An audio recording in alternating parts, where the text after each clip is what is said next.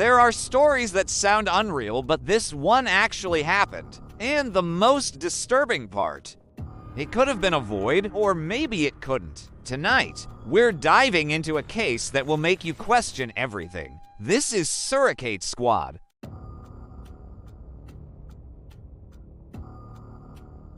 There is a specific kind of silence that only exists in places where the pulse of humanity has flatlined. It's not the absence of sound, but the presence of an echo waiting for someone to wake it up. We call them explorers.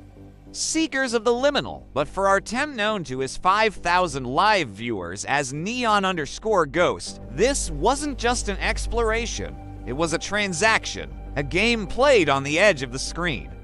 He called it the endgame quest, a coordinate sent by an untraceable donor, a digital key to a file that shouldn't exist. He thought he was the protagonist of a high-stakes AUG. He felt the cold iron of the door handle and saw it as a prop. It's freezing in here, guys, he tells the chat.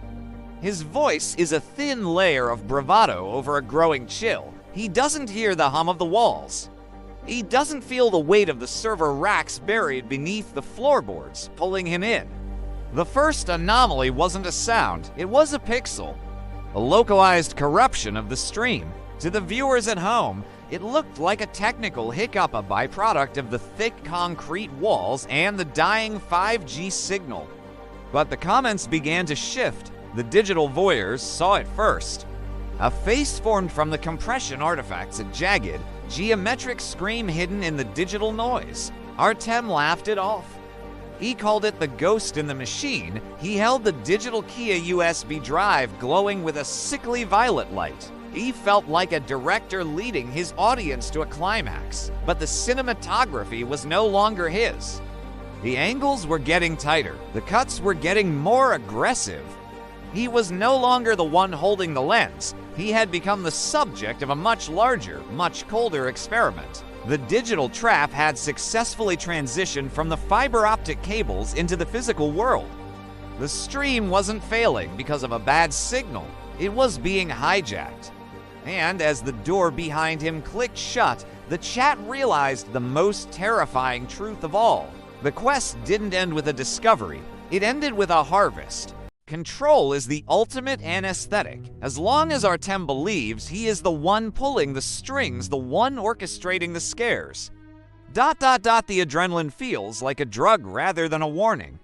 He finds a stack of Polaroids, edges curled by rot. He assumes it's his team, a clever bit of stagecraft to boost the shock factor. He jokes with the camera, his voice echoing. He is unaware that the distance between a prank and a hunt is often just a matter of intent. Then, the phone screams. Not a ringtone, but a jagged, electronic wail. He picks it up, expecting a scripted clue, but the screen is blank. It is just a black mirror reflecting his own widening eyes. The air in the room grows heavy, smelling of ozone and wet wool. The digital wall begins to crumble. Information that should be locked behind firewalls and encryption starts to bleed into the public square. User_774 isn't just a viewer anymore. They are a cartographer of Artem's private life, mapping out his sanctuary 4000s to see. The voyeurism turns surgical. The private details of a life he thought was his own are being auctioned off to the ether. He stops moving. The silence of the sanatorium is replaced by the roar of blood in his ears. Then comes the transaction. $1,000 for a moment of pure, unadulterated terror. The text-to-speech voice is clinical as synthesized. Female cadence. Look at the window, the voice commands. It isn't a request, it's a stage direction. The realization hits him as a slow, freezing realization. This isn't the script he wrote.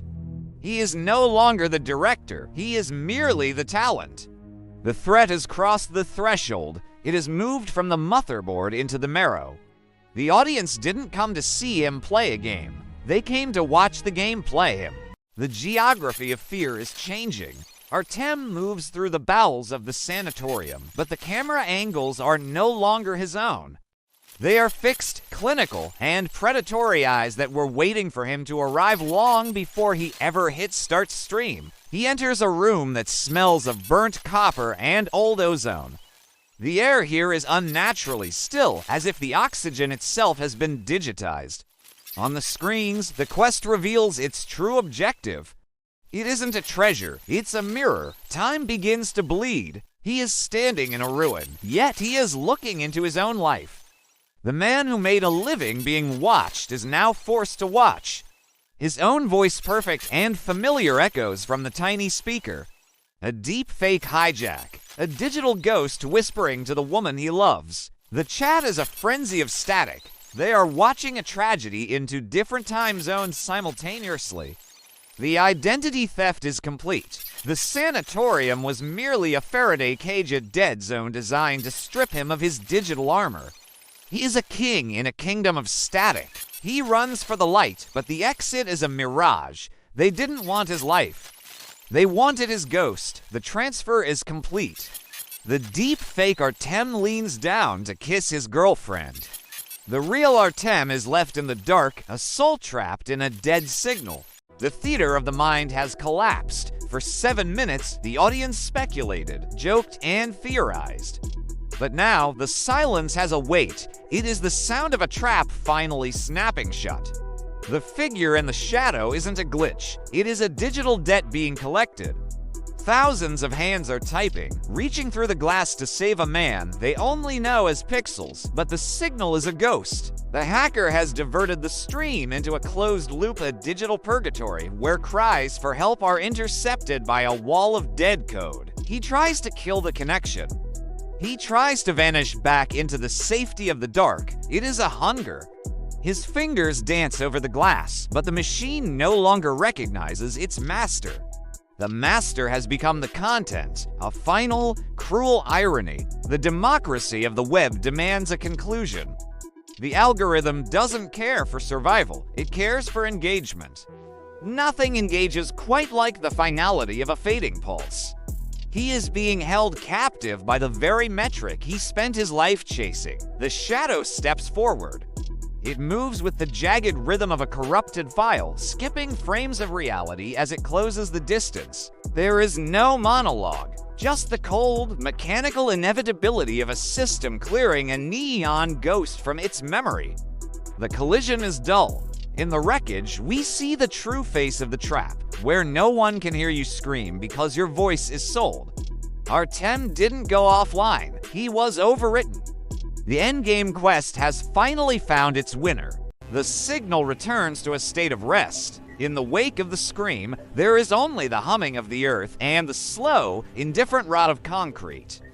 The space where Artem stood is now just a coordinate against a vacant cell in a vast, invisible grid. When the authorities arrived, they found a sanctuary of nothingness. No struggle, no copper casings, no equipment. It was as if the room had been bleached by a digital tide, leaving behind an environment so sterile it felt manufactured. They looked for a body, but the physical world has a way of being discarded once its data has been harvested. Artem didn't leave a trail of blood. He left a trail of packets, a ghost of information that the law is not equipped to handcuff. And then, the upload happened. Without a hand to click the button, without a heart to pulse the blood, the channel breathed back to life. A final video, titled with a clinical finality, quest complete. A trophy for an audience that had already moved on. The horror of the digital age isn't that we die. It's that we are never allowed to truly disappear. We are archived. We are cached. We become a persistent presence in the margins of a world that no longer requires our consent to keep us active. Somewhere, in the cooling fans of a server farm, Artem is still online. He is liking comments. He is joining the streams of his peers. A digital marionette twitching whenever the algorithm needs a ghost to haunt the engagement metrics. It's a convenient fiction to believe this only happens to those who go looking for it, but the trap isn't the sanatorium. The trap is the glass in front of your face. The trap is the data you leak with every breath you take in front of a lens. You are not the viewer, you are the inventory. And as you watch the screen, remember that the quest doesn't end when you close this video. It only moves to a new window. It only looks for a new host. Look behind you, the stream hasn't ended yet. If this story made you think or even just gave you chills, make sure to leave a like. And subscribe for more true crime and what-if stories. Because sometimes the scariest stories are the ones that actually happened. See you in the next video. The end. Watch more.